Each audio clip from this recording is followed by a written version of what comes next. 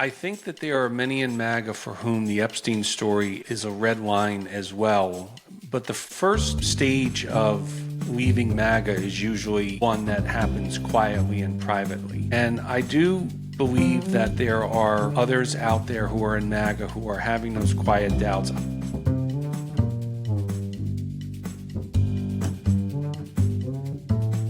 Are you concerned about the growing influence of political extremism, hyperpolarization, and misinformation? Well, you're not alone. This is the American Values Coalition podcast, where we explore the root causes of these societal ills and provide you with strategies to counter them.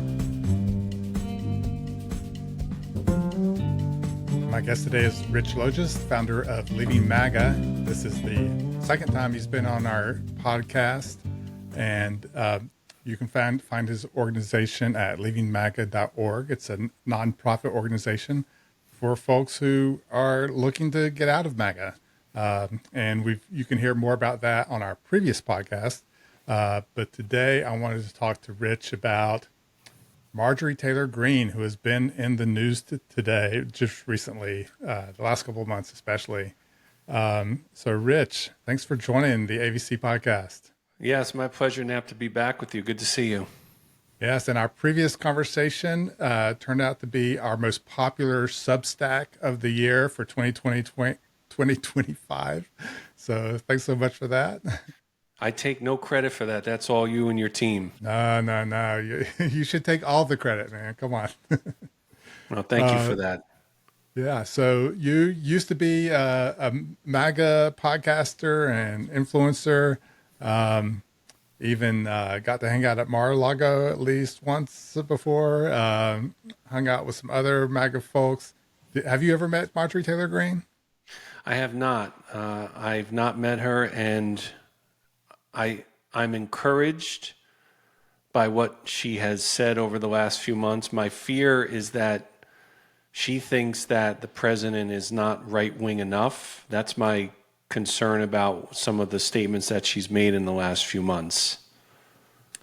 Well, yeah. So she is probably, I think you could say, the most QAnon congresswoman, or was, until she just resigned this month, January 5th.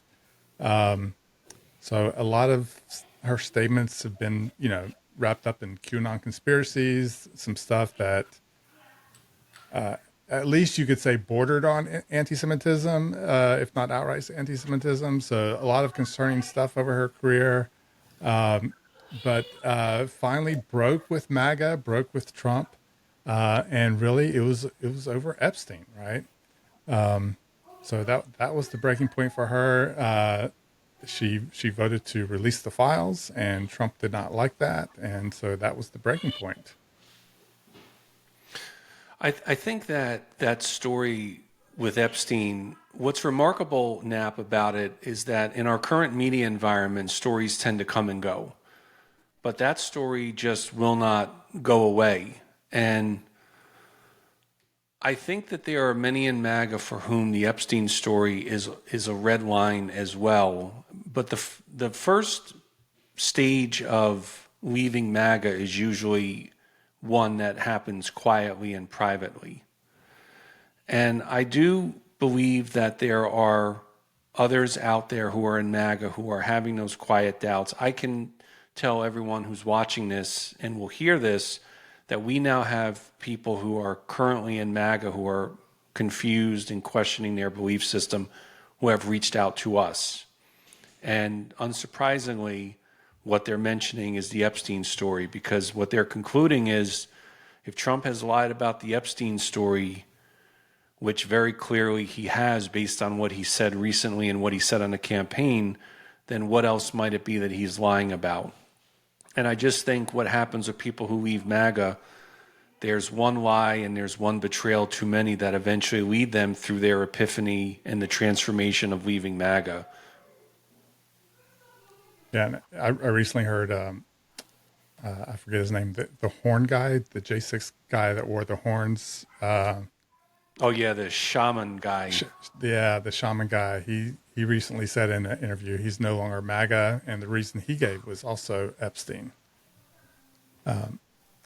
So I just want to read like a couple. So Marjorie Taylor Greene, she first got a lot of attention over the CNN interview where she apologized and announced her resignation. But there was this New York Times interview that was basically over the holidays, where she said a lot of interesting things. So I just want to read a couple quotes from this interview to get your reaction. So she says, quote, our side has been trained by Donald Trump to never apologize and to never admit when you're wrong. You just keep pummeling your enemies no matter what. And as a Christian, I don't believe in doing that. I agree with Erica Kirk, who did the hardest thing possible and said it out loud, end quote. She's referring there to Erica Kirk at the memorial service for Charlie Kirk, saying to love your enemies. So I can attest to the accuracy of the statement that in MAGA, you never apologize for anything, even if you're 100% at fault. And there's no culture in MAGA of compromise. What it is you either crush and conquer your enemy first or risk being crushed and conquered by them. And that part of it, Napp, is when I think about my time in MAGA, anyone who was against us, whether they were a Democrat or a liberal or a progressive or an anti-Trump Republican, anybody who was not with us was considered against us. So even if you were 99.99% with us, you were 100% against us. And that's that absolution that she's referring to there, because it is accurate that we don't apologize. You don't criticize the president publicly. There were times when I criticized Trump privately. Charlottesville was one time, mismanaging the pandemic, January 6th. I harshly criticized him privately to some other people in MAGA, but despite that censuring, it wasn't done publicly. So she understands that part of MAGA very well because of her time in it. And I can tell those who are seeing this and hearing it that that is a statement she makes that is wholly true. Yeah, and I guess some of us are realizing like how much of a change has she really gone through. I mean, she didn't change any of her beliefs. You know, it wasn't her that changed. What she had been saying about Epstein and the promises she made to her voters regarding Epstein, she stayed true to it, right? So it's not like she's changed anything. She just got the blunt end of, Trump's, vitriol basically over, him not wanting the Epstein files to be released. So, if that hadn't happened, she would still be the same place, right? Yeah, and I think there is something of a contradiction, and in fairness on this point, when one goes through the process of leaving MAGA, it is at first confusing and contradictory. And I think the contradiction with Marjorie Taylor Greene is that while I agree with her statements about the president and just how toxic a political figure he really is, she seems to have not moved away from these America First politics, which are divisive in their own way. And it's why I wonder if her issue is with just the president, but not with the policies, because if she is still in favor of Donald Trump's policies and actions, with the Epstein story as an aside exempted there, then has she really left MAGA? I don't think it's accurate to say that she's left MAGA. I think she's still hanging on to some of the Donald Trump policies, and we have to wait and see if she starts to move away from some of the policies and realizes how destructive they've really been for the country. Yeah, I mean, there are worth some other bright spots from the interview that we can, I think, be hopeful about. So in another quote, she said, quote, after Charlie died, referring to Charlie Kirk, of course, I realized that I'm part of this toxic culture. I really started looking at my faith. I wanted to be more like Christ. And that was similar to something she said in the CNN interview as well. So I hate to always be a pessimist because I tend to be very pessimistic about a lot of this stuff. But I think if I'm going to be like a little more hopeful that this is like a real turning point for Marjorie Taylor Greene, that's sort of the quote that I can sort of hang my hat on for that. Yeah, I share your desire to be more of an optimist. I admit that I need to oftentimes fight the cynic in me, especially when it comes to MAGA politics, because I see so much of the rhetoric online, and I see people who are friends and family of MAGA who often are so desperate and reach out to us, and they come to me and they say, "What can I do to get through to my parents or my kids or my brother?" And we do Napp support groups for friends and family every Tuesday night. People can find out more information at our site at leavingmaga.org, and we put these free and open support groups together for those who are trying to navigate relationships with their MAGA identified close friends and family. And in my conversations with some of our leaders, Marjorie Taylor Greene has come up, and I think we all want to believe that she's in the process of leaving MAGA, but she needs to still show if she's willing to renounce the policies of Trump and all of his sycophants and his advisors, because that's really where these ideas come from. They're not really Trump's ideas. They come from the people around him. And I don't think he's ever had an original idea, and I tend to think that the idea that he goes with is just the one that someone most recently just whispered into his ear. But I'm hopeful that she can over time be an ally of ours. But in order to leave, one has to take responsibility for one's past actions and rhetoric, and I can see a glimmer of hope that she might be doing that. Yeah, and I think a lot of our listeners would be interested in what you're doing there and those Tuesday night. What is it? Is it an online gathering? Online support group. Okay, yeah, yeah. So we'll put some information about that in the comments in the video description. So Epstein, I think, is probably a big one that kind of splits MAGA, and I think that that's like an issue that presents an opportunity, for someone who has a friend or family member who's caught up in this type of world. What are some other issues besides Epstein? There's some other things that kind of you're starting to see kind of split the coalition? Yeah, I think this recent action in Venezuela is one that little by little it's causing cracks and fissures within the MAGA base, because how do we reconcile a president who says America first when we have our own problems here, and then decides to kidnap and take hostage a person who's not a good person? We all acknowledge this, but what business does the United States have going into another country and doing what it is that we did? And I think that for people in MAGA, they're here talking about America first and trying to address our own problems. And that doesn't mean that we shouldn't be involved in some international affairs. I'm thinking about the Ukraine-Russia war.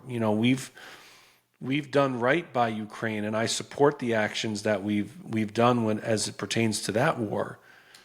But with Venezuela, I think people in MAGA are just wondering to themselves, even if it's private and not public right now, why are we doing this when we have issues here in the United States about affordability, costs of goods, costs of living, all these issues that helped propel Donald Trump to re-election.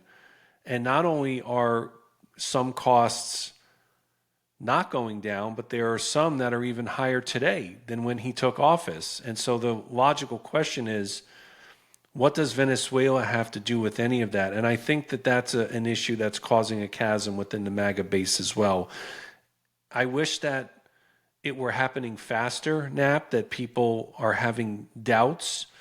But we all just have to be patient, because I feel like the more the president does, the more people in MAGA are going to start to question their belief system and wonder if this movement is really one they should be supporting. Yeah, and prosecuting the president of Venezuela is one thing. I think the big eye-opening thing for me was when he said, "We're going to run the country, like we're going to run Venezuela now." Like we're having trouble running our own country. Why are we going to run Venezuela now? This is crazy.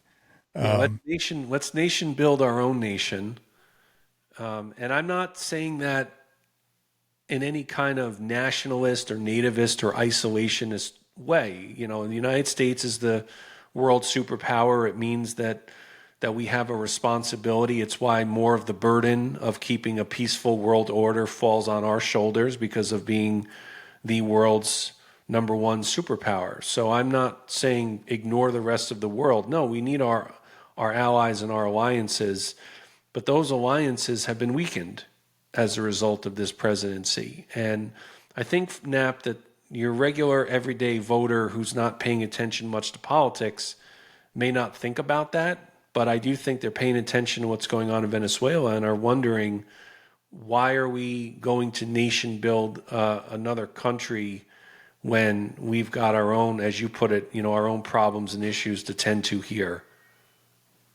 Yeah, and it wasn't like a one-off thing. Like immediately after that happened, they started talking about Cuba, and then brought up Greenland again. Now Right. that Greenland's big in the news again.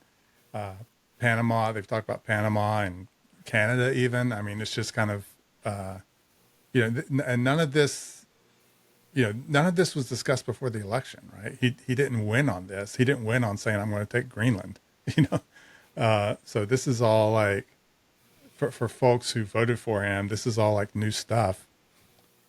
It still amazes me how much people are just so quick to just defend whatever he does, even if it's not something they previously supported. All of a sudden, whatever Trump says, that's all of a sudden that's what they're for. There are a lot of people, Napp, who are just so heavily emotionally invested in being in MAGA and having that be part of their identity and their being and their personhood in that community. And it's why there is this oftentimes knee-jerk reaction of just defending anything that the president does. But the optimist in me, though, says that I think there are more people than we realize in MAGA who are not okay with this. But the question for them and the challenge is how to navigate through the doubts as they get them, how to best work through the crisis of conscience that they might be having. And that's where we try to come in as an organization, where people can come to us, get the support they need, meet other people who also left. And that's why our stories, I'd like to believe, are really inspirational for those who read them, because while everyone goes through their own path, all of our leaders who left, they went through a similar personal existential crisis. And it was a whole host of reasons that led to their eventual leaving of MAGA.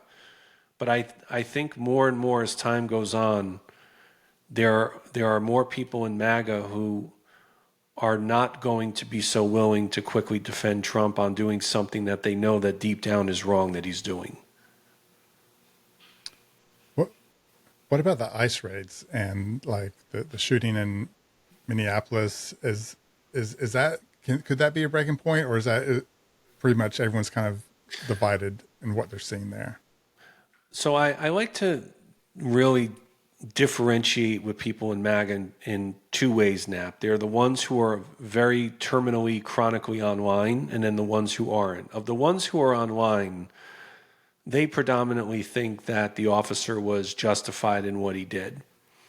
But when you look at if some of the polls we see are somewhat accurate indicators, the majority of American people significantly disagree with what happened to Renee Good at the hands of that ICE officer. And I've got to think that within that polling number, that there are people who are in MAGA who are not online a lot, can see with their own eyes that this ICE agent was almost certainly not in any kind of danger.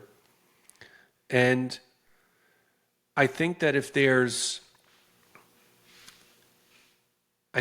numbers and those polling numbers show anything, is that there are some in MAGA who look at that incident, who look at apprehending American citizens, not criminals, not bad people, not gang members, and they're wondering if an American citizen can be apprehended wrongly without due process, then what's to stop the administration from doing it to me? And I think that these immigration acts are giving some people in MAGA pause. Yeah, and it's interesting that, they went into Minneapolis because of this welfare fraud scandal, which legitimately, this is a Democrat scandal. This isn't a Republican scandal. This is Right. something that, I would have thought a couple weeks ago, I would have said this scandal is going to hurt Democrats in this year's elections, and Republicans will probably take control in Minnesota, right?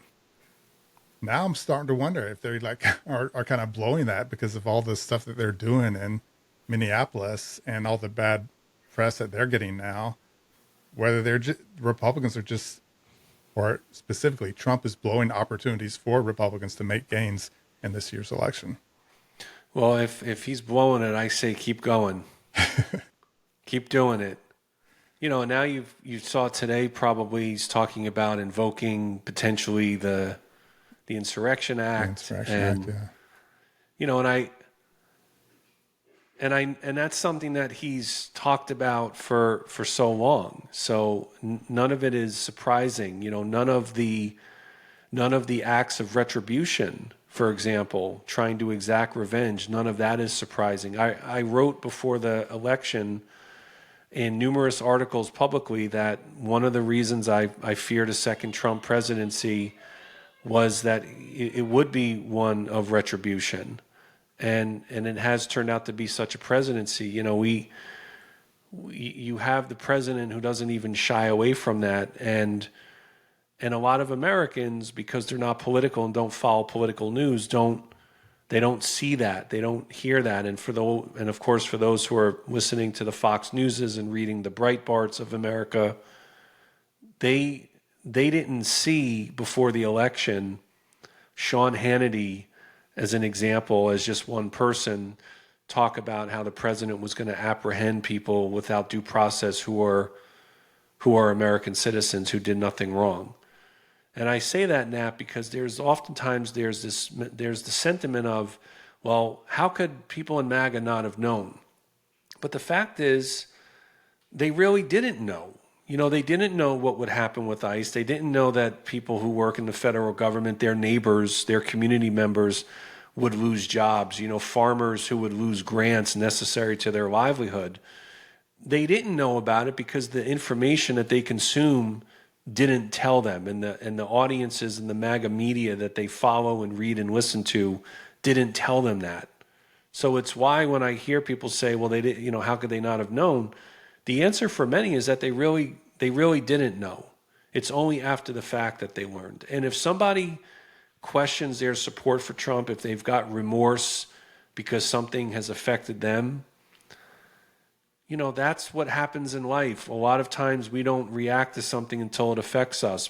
And I would ask people not to judge others who say, you know what, now it's affecting me, I don't support this anymore. Let's welcome them. Let's not shun them. Exactly. That's, wise words. And I think it's also just really important not to be condescending, toward people who are starting to have doubts, about their support for, MAGA policies or Donald Trump or MAGA in general. So thanks for making that point. I think there's going to be just like an epiphany, I think there's going to be a gradual and then suddenly all at once. There's going to be a gradual and then sudden all at once leaving MAGA exodus. And, is there a question of what happens when Trump is off the political scene? And I don't think MAGA will go away, but I do think it will start to unravel. And I don't see anyone who can supplant him and have the same kind of effect over the community that Trump has. I don't think it's a J.D. Vance or a Marco Rubio. I don't see, Trump took right-wing politics that have existed for generations and he branded them. And because he branded them, it's why he's the titular leader of the movement in the community. Now, that's good news if it unravels. The bad news is that we have to make sure that people don't get subsumed into whatever comes next after MAGA. So that's why I think there's going to be a gradual and then more sudden departure from MAGA of people who walk away, because I fear, Napp, the pessimist in me is speaking here for a moment. I fear it's going to get worse before it gets better.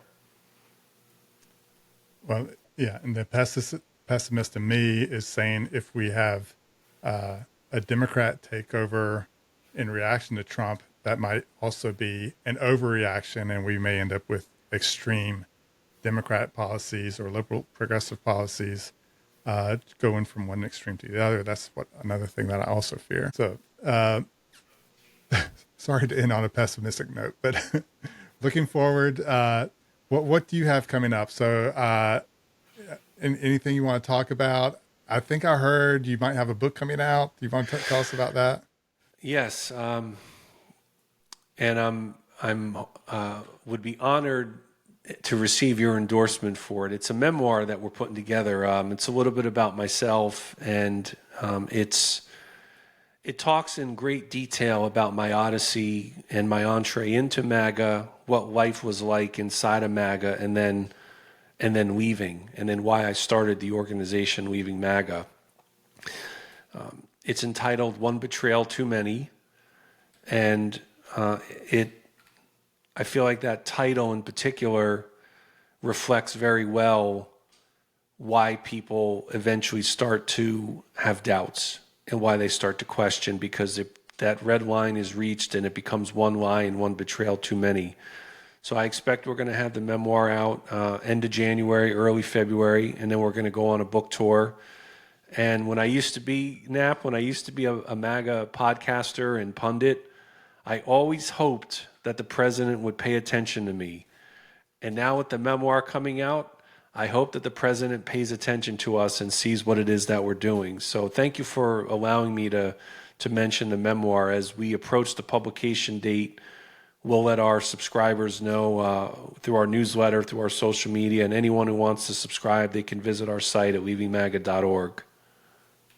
Yeah, so I've had the privilege of being able to look at some of the early chapters here, and I do think for our listeners, a lot of y'all will be very much interested in getting this book. All right, Rich Logis, thanks so much for being on the ABC podcast. It's my pleasure, Napp. Good to be with you again. Thank you.